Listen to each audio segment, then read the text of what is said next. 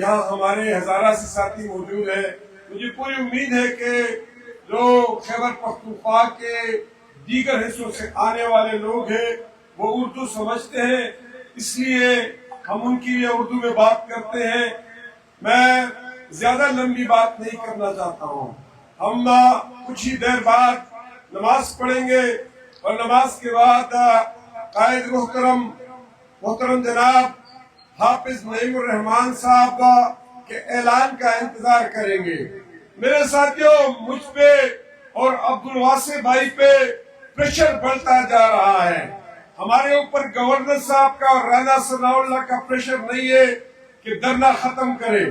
ہمارے اوپر پریشر جماعت اسلامی کی کارکنان کا ہے کہ دھرنا ختم کرے، لیکن پریشر یہ نہیں ہے کہ دھرنا ختم، وہ کہتا ہے دھرنا یہاں سے ختم کرے، اسلام آباد کی کال دے. یہ لوگ اسلام آباد کے لیے کال کا انتظار کر رہے ہیں. آج حافظ نعیم الرحمان صاحب آئندہ لائمل دیں گے. لوگ ڈی چوک کے نعرے لگاتے ہیں، لوگ ریڈ زون کے نعرے لگاتے ہیں. یہ جماعت اسلامی کی کارکنان ہے. یہ دھرنا کے لیے وارم اپ ہے. آپ کو پتہ ہے جب ایکسرسائز شروع ہوتی ہے تو ایکسرسائز سے پہلے آپ پوری طرح فارم میں آنے سے پہلے ایک وارم اپ ایکسرسائز کرتے ہیں. تو یہ جو گورنر ہاؤس کے سامنے دھرنے ہیں، یہ وارم اپ ایکسرسائز ہے. اصل ڈیسٹینیشن ہمارا اسلام آباد ہے. اصل فیصلہ کن دھرنا اسلام آباد میں ہوگا. اس لیے جماعت اسلامی کی کارکنان کا مطالبہ یہ ہے کہ اس دھرنے کو ختم کر کے ڈی چوک ہم جانا چاہتے ہیں.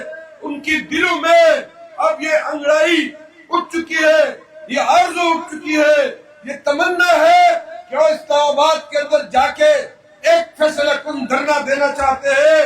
وہ رانا ثناء اللہ کو جواب دینا چاہتے ہیں اور وہ اس حکومت کے تمام اتحادیوں کو جواب دینا چاہتے ہیں.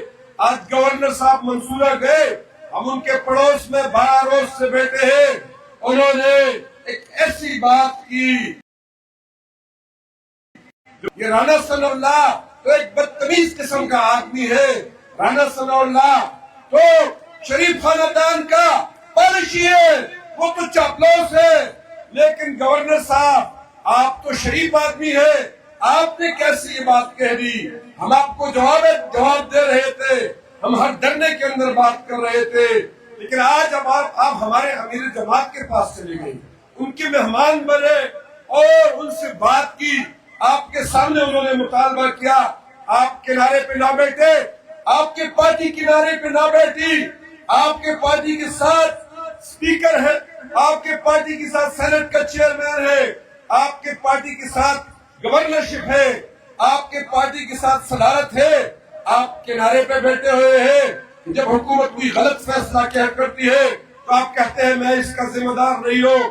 آپ بالکل اس کا ذمہ دار ہے اور آپ ہی اس کے ذمہ دار ہے. صدر صاحب آپ کے ہیں، ہر بل پر، فائنانس بل پر وہ دستخط کرتے ہیں اور ہر ٹیکس پر وہ دستخط کرتے ہیں.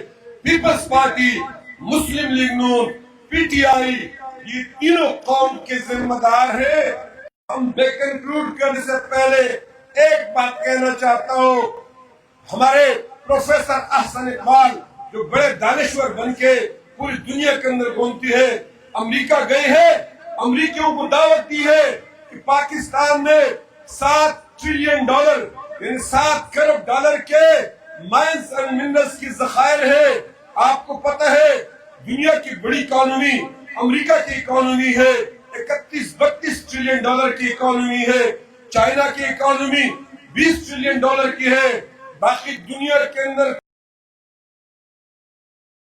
کوئی اکانومی ہے جو پاکستان دنیا کی اکانومی بن سکتا ہے. لیکن پروفیسر صاحب 1985 سے آپ کی پارٹی حکومت میں ہے. میں 1985 میں اس وقت چھٹی جماعت کا طالب علم تھا. آج میں 53 سال کا ہو گیا ہوں اور آپ نے اس ملک کے سونے کے قانون کو رات میں تبدیل کر دیا ہے. آپ کس منہ سے کہتے ہیں، آپ کس منہ سے انویسٹرز کو دعوت دیتے ہیں آپ کے ہاں تو ریکوڈیک کے سونے کے کان جو ہے وہ بھی ریت کی دیواروں میں اور ریت میں تبدیل ہو چکے ہیں. آپ کے ہاتھ میں کوئی برکت نہیں ہے. اب اس قوم کو نئی قیادت کی ضرورت ہے. انشاءاللہ جماعت اسلامی وہ قیادت فراہم کرے گی. آپ کاہلی نہ دکھائیں. اللہ تعالیٰ ہم اس نظام کو گرائیں گے اور اسلام آباد کی کال حافظ نعیم صاحب جب دیں گے انشاءاللہ تعالیٰ ہم وہاں بیٹھے رہیں گے, ڈٹے رہیں گے. اس سے ہم انشاءاللہ امید رکھتے ہیں کہ ہمارے مطالبات تسلیم ہوں گے, لیکن حکمران سن لے کہ اگر ہمارے مطالبات تسلیم نہیں کرتے ہیں تو ہمارے لوگ ایک طویل مزاحمت اور جدوجہد کے لیے تیار ہیں, چاہے وہ مہینوں پہ محیط ہو, دنوں پہ محیط ہو یا سالوں پہ محیط ہو, لیکن ہم اٹھ چکے ہیں اور بیٹھیں گے نہیں.